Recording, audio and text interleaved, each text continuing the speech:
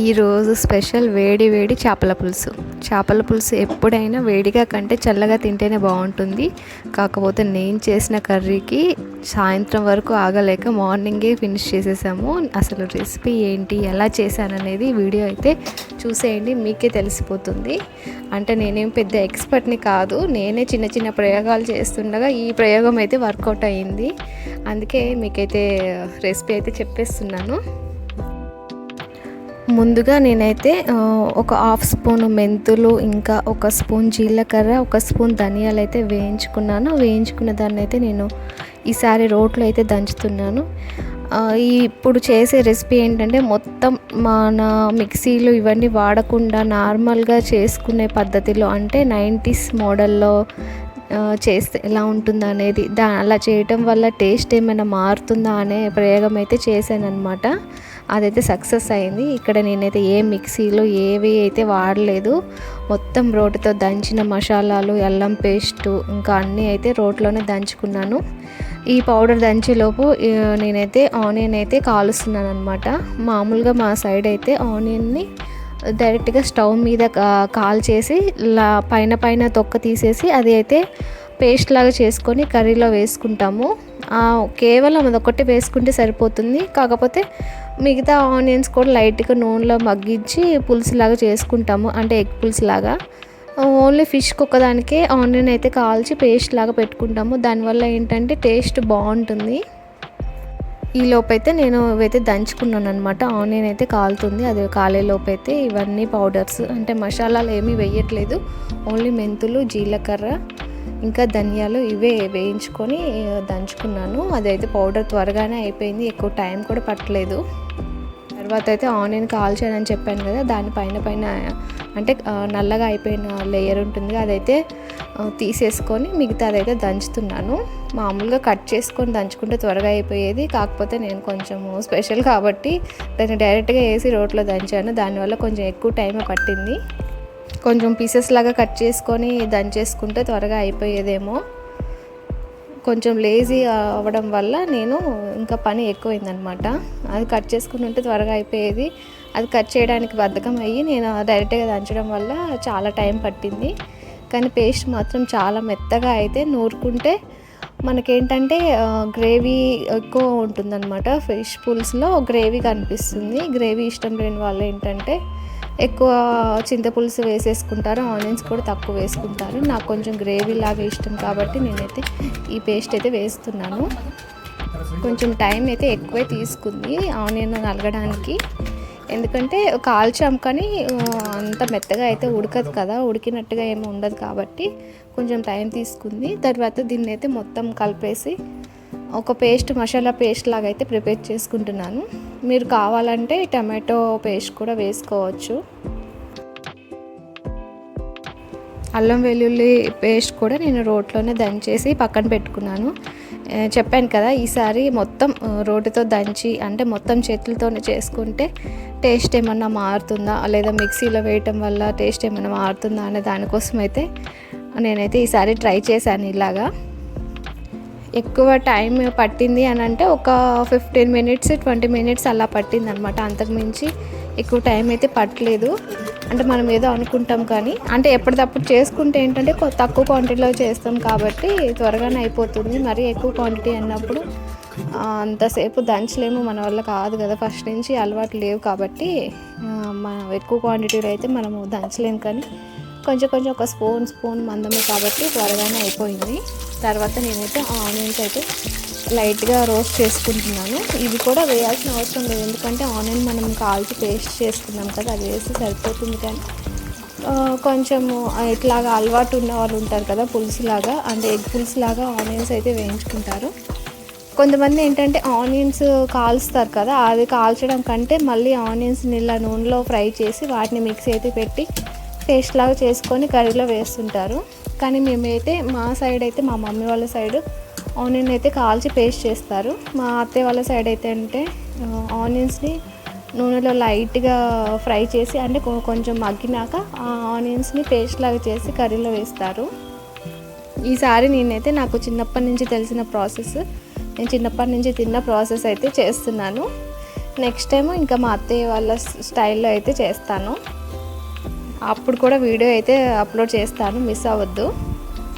ఇంకా ఈ ఆనియన్స్ లైట్గా ఫ్రై అయితే సరిపోతుంది అనమాట, ఎక్కువ ఫ్రై అవ్వాల్సిన అవసరం లేదు. ఎందుకంటే పులుసులు అలాంటివి చేసినప్పుడు ఎక్కువ ఫ్రై అవ్వాల్సిన అవసరం లేదు. ఎందుకంటే మనము ఈ చింతపండు పులుసు పోస్తాం కాబట్టి దాంట్లో ఉడికిపోతుంది, ఎక్కువసేపు మగ్గాల్సిన అవసరం ఉండదు. ఈ ఆనియన్స్ మగ్గినాక నేనైతే ఆల్రెడీ ఫిష్ తీసుకొచ్చి దాన్ని క్లీన్ చేసుకొని ఉప్పు, కారము, పసుపు ఇంకా కొంచెం అల్లం పేస్ట్ వేసి కలిపి ఒక గంట వరకు నానబెట్టుకున్నాను అనమాట. ఈ ఆనియన్స్ మగ్గుతున్నంత లోపు నేనైతే ఫిష్కి అయితే లైట్గా ఉప్పు, పసుపు, కారము, లైట్గా అల్లం పేస్ట్ పట్టించేసి ఆయిల్లో అయితే వేసేసుకున్నాను. అంటే ఈ ఆనియన్స్లో అయితే వేసుకున్నాను. డైరెక్ట్గా వేసుకున్న పెద్ద టేస్ట్ ఏమీ మారదు. కాకపోతే ఇలా పెట్టించడం వల్ల ఏంటంటే ముక్క కొంచెం కలరు చేంజ్ అవుతుంది అనమాట.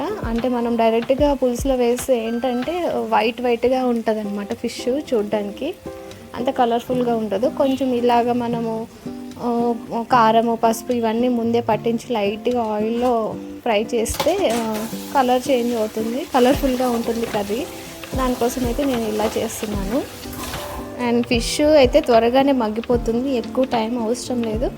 జస్ట్ ఒక 30 సెకండ్స్ అలాగా ముందుకి వెనక్కి అలా ఆయిల్లో లైట్గా ఫ్రై చేసుకుంటే చాలన్నమాట, ఎక్కువ అవసరం లేదు. ఎందుకంటే మెత్తగా అయిపోతుంది.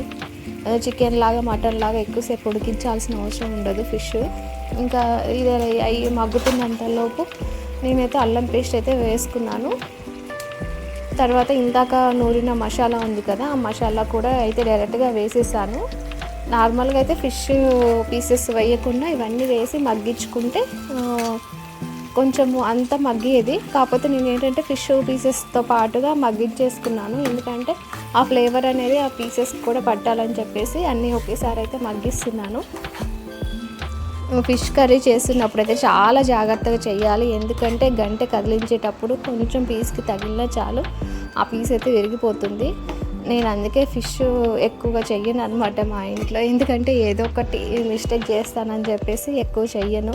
కానీ ఈసారి ఎలాగైనా ట్రై చేద్దామని చెప్పేసి ట్రై చేశాను. ఎందుకంటే చాలా స్మూత్గా కదిలించాలన్నమాట, అటు మసాలా మాడకుండా ఇటు పీసెస్ అడుగంటకుండా అలాగని ఎలా పడితే అలాగ అనకుండా. ఎందుకంటే ముక్క ఏమంటే విరిగిపోతుంది, కొంచెం గట్టిగా తగిలినా ముక్క విరిగిపోతుంది అనమాట. అందుకే జాగ్రత్తగా అయితే కదిలించుకోవాలి. ఈలోపు ఒక్క 1 మినిట్, ఎక్కువ టైం అవసరం లేదు, ఒక 1 మినిట్ అట్లాగా మూత పెట్టి మగ్గించుకున్నాక తర్వాత మనకి ఏదైనా మసాలా, కారం, ఉప్పు అలాంటివి ఏమైనా తక్కువ అనిపిస్తే యాడ్ చేసుకోవచ్చు. దీని తర్వాత డైరెక్ట్గా నేనైతే చింతపులుసు అయితే వేసేసుకున్నాను. ఎందుకంటే ఎక్కువసేపు మగ్గితే ఏంటంటే ఆల్రెడీ ఆ ఫిష్ పేరు తెలియదు కానీ అదైతే త్వరగా మగ్గిపోయింది. ఇంకొక 1/2 మినిట్ ఎక్కువసేపు అలా ఉంచినా అదైతే ఉప్మాలాగా మెత్తగా అయిపోతుంది అనిపించేసి నేను ఇంకా డైరెక్ట్గా చింతపండు పులుసు అయితే వేసుకున్నాను. ఇంకా మసాలాలు, ఉప్పు, కారం ఏదైనా తక్కువ పడితే యాడ్ చేసుకొని, మసాలాలు అంటే ఏ మసాలా ఏం లేదు, ఓన్లీ మెంతిపిండి పొడి ఇంకా ధనియాలు, జీలకర్ర పొడి మాత్రమే వేయాలన్నమాట. ఇట్లా గరం మసాలాలు ఇవన్నీ వేస్తే టేస్ట్ అంత బాగోదు. ఫిష్కి ఓన్లీ మెంతి పొడి ఒక్కటి ఉంటే చాలన్నమాట. అదే అసలు మెయిన్ ఇంగ్రీడియంట్ ఫిష్ కర్రీకి. ఇంకా జీలకర్ర పొడి వేస్తే ఏంటంటే ఇంకా కొంచెం టేస్టీగా ఉంటుందని యాడ్ చేశాను. మనకి చికెన్ లాగా, మటన్ లాగా మసాలాలు ఇవన్నీ వేయాల్సిన అవసరం లేదు ఫిష్కి. ఓన్లీ మెంతిపిండి పొడి ఒకటి ఉంటే చాలు. ఇంకా ఇవన్నీ వేసేసుకున్నాం కదా, వాటర్ కూడా వేసేసాను. ఏమీ అవసరం లేదు, ఒక్క పొంగు వచ్చేలాగా ఉడికిస్తే చాలన్నమాట. ఆయిల్ కొంచెం పైకి తేలిందంటే ఇక ముక్క ఉడికిపోయినట్టు, ఇంకా ఆఫ్ చేసుకోవడమే. ఫిష్ కర్రీ ఏంటంటే చాలా సింపుల్ అనమాట, ఎక్కువ శ్రమ పడాల్సిన అవసరం ఉండదు. కాకపోతే క్లీనింగ్కి ఎక్కువ టైం తీసుకుంటుంది అనమాట. క్లీనింగ్కి ఎంత టైం పడుతుందో దాంట్లో సగం టైమే మనకు కర్రీ చేయడానికి పడుతుంది. ఆ క్లీనింగ్కి భయపడి చాలామంది ఫిష్ కర్రీ అంటే కూడా వద్దు అని అంటారు. ఇక్కడ నేనైతే కర్రీలో కారం కొంచెం తక్కువ అనిపించింది అనమాట. ఇంకా అవి కొంచెం యాడ్ చేసుకుంటున్నాను. కారం, ఉప్పు 2 తక్కువగానే ఉన్నాయి. ఎందుకంటే ఫిష్కి పట్టించినప్పుడు మాత్రమే వేసాను అనమాట. మధ్యలో నేను కారం ఉప్పు ఏం వేయలేదు కాబట్టి తక్కువ అయింది. అండ్ చింతపండు పులుసు వేసేసరికి ఆ పులుపుకి ఉప్పు కారం తక్కువ అనిపించి ఇంకా యాడ్ చేసుకున్నాను. ఇంకా ఒక్క 1 మినిటే సరిపోతుంది అనమాట. 1 మినిట్లో మనకైతే కర్రీ రెడీ అయిపోతుంది. చూసారు కదా, ఇట్లా ఆయిల్ పైకి తేలిందంటే ఇంకా లోపల పీసెస్ కూడా ఉడికిపోయాయి అన్నట్టు. ఇంకా స్టవ్ ఆఫ్ చేసుకుంటే సరిపోతుంది. ఉప్పు కారము పులుపు అన్నీ సరిపోయినాయో లేదో చూసుకొని ఇంకా స్టవ్ ఆఫ్ చేసుకొని తినేయటమే. ఎక్కువ అంటే వేడివేడిగా కంటే చల్లగా బాగుంటుంది, కానీ నేను చేసిన కర్రీ అంటే రోట్లో అన్నిది కలిపి దంచడం వలన ఏమో కర్రీ అయితే చాలా టేస్టీగా వచ్చింది. ఆఫ్టర్నూనే అయిపోయింది. మీరు కూడా ట్రై చేయండి. Thanks for